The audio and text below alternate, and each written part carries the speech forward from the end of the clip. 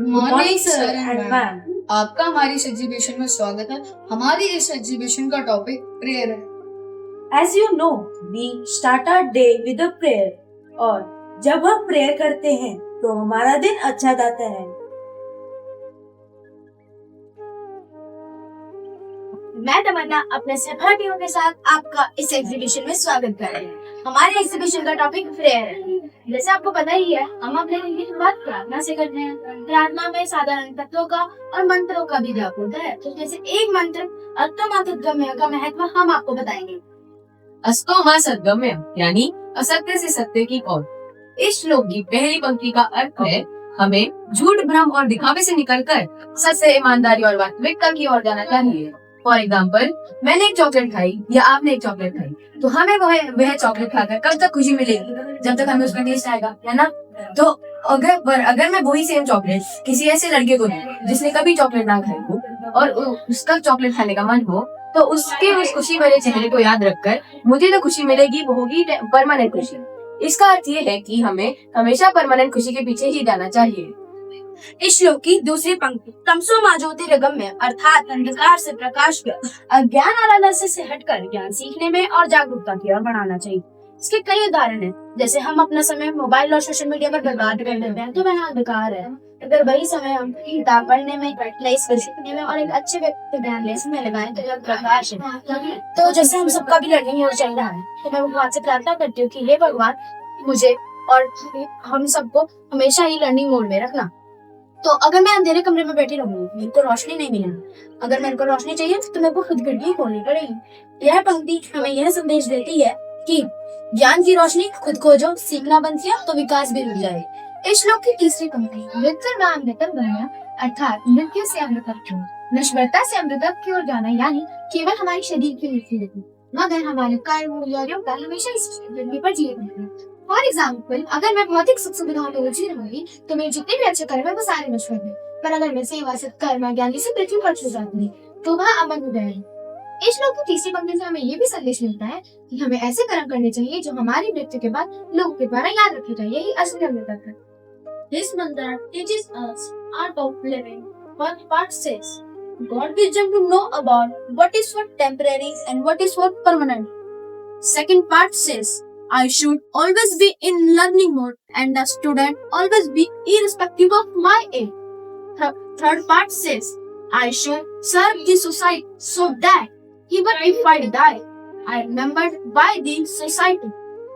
इस प्रकार आपने कोई ककड़ी देखी है? जब ककड़ी पक जाती है तो वह अपने बेल के बंधन से मुक्त हो जाती है। इसी प्रकार इस मंत्र में मृत्यु के बंधन से मुक्त होने का वर्णन है। महामृत्युंजय मंत्र गहन आध्यात्मिक अर्थ के लिए हुए हैं। ये मंत्र न केवल शारीरिक और मानसिक शक्ति प्रदान करता है बल्कि आत्मा को उसके शाश्वत सत्य से जोड़ता है।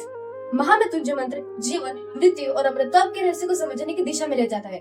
जब आप इस मंत्र का नियमित जाप करते हैं तब आपके भीतर या फिर किसी के भी भीतर अनेक भावनाएं जागृत हो जाती है, जैसे शुद्धता, धैर्य और आत्मभाव, जिससे जीवन में सच्ची शांति और आत्मिक संतुलन प्राप्त होता है। जब कोई व्यक्ति कठिनाइयों, भय या हानि का सामना करता है तब महामृत्युंजय मंत्र उसे मानसिक शक्ति देता है। जैसे आपने देखा ही होगा, कोई बीमार व्यक्ति जिसकी बीमारी दूर नहीं हो रही है, अगर उस मंत्र का जाप करे तो उसे सांस और शांति मिलेगी। संकट के समय महामृत्युंजय मंत्र भय मिटाकर आत्मविश्वास जगाता है। धन्यवाद। Good afternoon. आज हम सब आपको बताएंगे कि जब हम प्रार्थना करते हैं तब हम अपने हाथों को इस प्रकार जोड़ते हैं, तब हमारी उंगलियां कुछ न कुछ दर्शाते हैं। जैसा कि आपने देखा, हमारे सभी फिंगर्स में अंगूठा सबसे मजबूत भाग है, इसलिए हमें सबसे पहले भगवान की महानता की प्रशंसा करनी चाहिए, क्योंकि ये सारा संसार उन्हीं का है। अंगूठे के बाद जो उंगली होती है वह होती है तर्जनी। यह उंगली इशारा करती है और हमें याद दिलाती है कि हम अपनी गलतियों को स्वीकार करें। अब हम बच्चे हैं तो हमारा पढ़ने का मन कभी कभार नहीं करता, तो वैसे ही मैं भी अपनी पढ़ाई कभी कभार टाल देती हूँ या फिर झगड़ा करती हूँ, पर फिर मैं भगवान से हाथ जोड़कर माफी मांगती हूँ और कहती हूँ कि भगवान मुझे माफ कर दे। तर्जनी के बाद आती है मध्यमा। यह सबसे लंबी उंगली होती है। यह उंगली हमें हमेशा आभार जताना सिखाती है। यह हमें अपने परिवारजनों के लिए प्रार्थना करनी सिखाती है कि वह इस संसार में सदैव सुरक्षित रहे। मध्यमा की बात आती है अनामिका। इस उंगली को इंग्लिश में रिंग फिंगर कहते हैं। क्या आपको पता है रिंग ऐसे फिंगर में क्यों पहनाई जाती है? मैं बताता हूँ। बिकॉज जब हम हाथ जोड़ते हैं तो यह हमें रिश्तों की याद दिलाती है और रिश्तों को जोड़ के रखती है। इसलिए मैं भगवान से प्रार्थना करता हूँ कि हे भगवान, मेरे परिवार और मेरे दोस्तों को सुखी और सुरक्षित रखिए। जैसा कि आपने देखा, यह सबसे आखिरी और सबसे छोटी उंगली है। इसका नाम है कनिष्ठा। कनिष्ठ का मतलब होता है छोटा। छोटा का काम होता है बड़ों को आदर सम्मान देना। इसलिए जब हम अपने हाथ जोड़ते हैं तो यह उंगली बताती है कि पहले सबके लिए मांगते हैं, फिर आखिरी में अपने लिए मांगते हैं। इसलिए जब मैं अपनी सभी उंगलियों को जोड़ता हूँ तो मैं भगवान से बस 3 चीजें ही मांगता हूँ। मैं हमेशा अच्छी वाणी बोलूँ, मेरे हाथों किसी का बुरा ना हो, मेरे हाथ सदैव दूसरों की मदद और सेवा के लिए जुड़ते रहे। धन्यवाद। Good afternoon. प्रार्थना क्या है? प्रार्थना एक धार्मिक क्रिया है जो ब्रह्मांड की किसी महान शक्ति को जोड़ने का प्रयास करता है। प्रार्थना व्यक्तिगत भी हो सकती है और सामूहिक भी। व्यक्तिगत प्रार्थना हम किसी भी समय कर सकते हैं। हम प्रार्थना करते हैं क्योंकि हम ईश्वर के करीब लाता है, हमारा विश्वास मजबूत करता है और हमें शांति प्रदान करता है। प्रार्थना के माध्यम से हम अपनी चिंताओं और समस्याओं को ईश्वर को सौंप सकते हैं और उनके मार्गदर्शक और सहायता के लिए प्रार्थना कर सकते हैं। प्रार्थना के मुख्य बिंदु मन और शांति। मन को शांत करने के लिए ध्यान और प्राणायाम का अभ्यास करना। इसी से संबंध मैं आपको एक कहानी सुनाना चाहता हूँ। मोहन और सोहन 2 मित्र थे। मोहन आस्तिक था, सोहन नास्तिक। दोनों दोस्त बगीचे में बैठ के चर्चा कर रहे हैं। तभी मोहन ने सोहन से बोला, मित्र, जब भी तुम कोई कार्य करो तो एक बार हाथ जोड़ के प्रभु का नाम लिया करो। अगले दिन ही मोहन पूल गया था। वह उल्टी छलांग लगाना चाहता था। वह जैसे ही उल्टी छलांग लगाने लगा, उसके दिमाग में एकदम से याद आया कि उसके दोस्त सोहन ने बोला कि मित्र, जब भी तुम कोई कार्य करो तो एक बार हाथ जोड़ के प्रभु का नाम लिया करो। उसने 2 मिनट की प्रार्थना करी। इतने में अनाउंसमेंट होगी कि पूल में कोई ना जाए, पूल का पानी निकाला जा रहा है। अगर वह कूद जाता तो उसकी मृत्यु हो सकती थी। तो देखा आप लोगों ने प्रार्थना में कितनी शक्ति होती है। जैसा कि आप देख रहे हैं कि मेरी मित्र अभी ध्यान मुद्रा में बैठी है, वैसे ही क्या आप जानते हैं प्रतिदिन कुछ मिनटों का ध्यान करना हमारी मानसिक शांति के लिए सहायक है। जैसे मैं शांत हूँ, मैं सक्षम हूँ जैसे सकारात्मक वाक्यों का उपयोग करें। धन्यवाद। Good afternoon. आज मैं और मेरी सहपाठी आपको कोश और उनके महत्व के बारे में बताएंगे। कोश हमारी आत्मा को प्रोटेक्ट करने वाली हमारे शरीर की लेयर्स होती हैं। जैसा कि आपने देखा होगा अनिल की भी लेयर्स होती हैं, वैसे हमारे शरीर के 5 कोश होते हैं। पहला कोश अन्य कोश है। अन्य कोश को भोजन से बने शरीर के रूप में बताया गया है। यह सबसे स्थूल आवरण है और नश्वर है। स्वस्थ शरीर में ही स्वस्थ मन का निवास होता है। दूसरा कोश प्राणमय कोश है। यह जीवन शक्ति का आवरण है। इस कोश के अंदर ऊर्जा प्रवाह करती है जो शरीर और मन को जोड़ती है। ऊर्जा का नियंत्रण हमारी मानसिक शांति और ध्यान की कुंजी है। तीसरा कोश मनोमय कोश, मानसिक आवरण, मन, अनुभव, भाव और इच्छाओं को नियंत्रित करता है। यह आवरण भावनाओं और संवेदनाओं से भरा होता है। मन का निरीक्षण और नियंत्रण, माया और भ्रम से मुक्ति दिलाता है। यदि मेरे मित्र से मेरा झगड़ा है, यह मनोमय कोश की अशांति दिखाता है। 5वां और अंतिम कोश आनंदमय कोश है। यह हमारी आत्मा का सबसे निकट और परमानंद का आवरण है। मतलब यह हमारी आत्मा को प्रोटेक्ट करने वाली हमारी शरीर के सबसे भीतर लेयर है। सांसारिक वस्तुओं से भरे सच्चा सुख आत्मा में होता है। मतलब हमें बेवजह स्ट्रेस और चिंता नहीं रहेगी और हमारी बॉडी काम और पीसफुल रहेगी। फॉर एग्जाम्पल, एक मिनट सॉरी। तीसरा कोश मनोमय कोश, मानसिक आवरण। यह आवरण भावनाओं और संवेदनाओं से भरा होता है। मन का निरीक्षण और नियंत्रण, माया और भ्रम से मुक्ति दिलाता है। यदि मेरे मित्र से मेरा झगड़ा है, यह मनोमय कोश की अशांति दिखाता है। 5वां और अंतिम कोश आनंदमय कोश है। यह हमारी आत्मा का सबसे निकट और परमानंद का आवरण है। मतलब यह हमारी आत्मा को प्रोटेक्ट करने वाली हमारी शरीर की सबसे भीतर लेयर है। सांसारिक वस्तुओं से परे सच्चा सुख आत्मा में मिलता है। मतलब हमें बेवजह स्ट्रेस और चिंता नहीं रहेगी और हमारी बॉडी काम और पीसफुल रहेगी।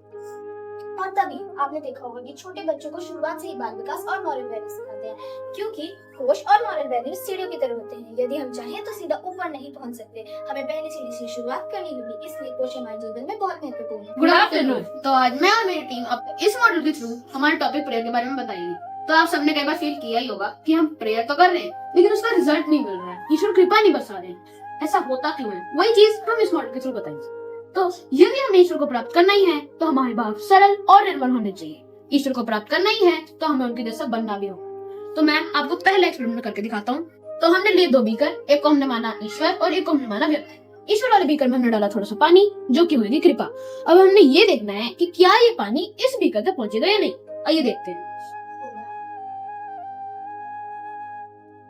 अरे वाह, पानी तो पहली बारी में पहुंच गया। ऐसा हुआ क्यों? ऐसा इसलिए हुआ क्योंकि हमने ईश्वर वाले बीकर को थोड़ा ऊपर रखा। अर्थात इस व्यक्ति ने ईश्वर को अपने से ऊपर माना, इसलिए प्रार्थना ईश्वर तक आसानी से पहुंच भी गई और इसने ईश्वर को आसानी से प्राप्त भी कर लिया। लेकिन इसके विपरीत जब हम इन चीजों का पालन ना करें तो क्या हो? आइए देखें। तो इस बार भी हम सेम ही चीज करेंगे, लेकिन हम इस बार दोनों को बराबर में रखेंगे। फिर हम ये देखेंगे कि क्या ये पानी जाएगा या नहीं। अरे पानी तो जाते ही रुक गया, इसमें तो तुरंत ही अवरोध आ गया। ऐसा हुआ क्यों? ऐसा इसलिए हुआ क्योंकि इस व्यक्ति को ईश्वर पर पूर्ण विश्वास था ही नहीं। इस व्यक्ति ने ईश्वर को अपने बराबर मान लिया, इसकी प्रार्थना ईश्वर तक आसानी से पहुंची भी नहीं, और इसके और ईश्वर के बीच में अविश्वास और अहम की एक दीवार बन गई जो इन दोनों को अलग कर देती। यदि हमें ईश्वर को प्राप्त करना है तो हमें दीवार को तोड़ना ही होगा। यही ईश्वर को प्राप्त करने का एक रास्ता है। कबीरा मन निर्मल भया जैसे गंगा नी, पीछे लागे हरी फिर है कहत कबीर कबीर। क्या आपको पता है इस दोहे में कबीरदास जी ने क्या कहा है? इस दोहे में कबीरदास जी ने कहा है कि ईश्वर प्राप्ति के लिए बाहरी खोज या कर्मकांड नहीं, बल्कि अंतर मन की शुद्धि ही मुख्य मार्ग है। जैसे ही हम अपने मन को गंगा के जल की तरह निर्मल कर लेंगे, वैसे ही हमारे सारे अवरोध, अशंका, अविश्वास, अहंकार सब तह मिट जाएंगे और ईश्वर से सीधा मिलन हो जाएगा।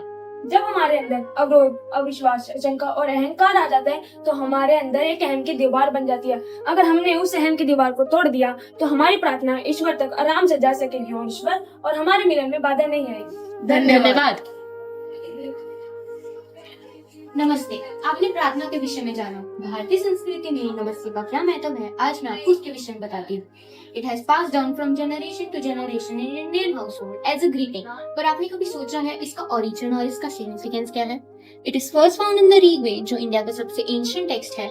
The meaning is divided into two parts, Namaha, I bow down, and Te, to you। The meaning would be I bow down to you। और ये 5 fingers ये रिप्रेजेंट करती हैं 5 तत्वास, अग्नि, वायु, आकाश, पृथ्वी, जल। और जब आप अपनी उंगलियों को जोड़ते हैं अंजलि मुद्रा में, it activate your point like near your mind, the one behind your ears, the one near your eyes. So basically overall the air or the aura around you becomes peaceful, and it is also a humble gesture from India. So be proud of it. So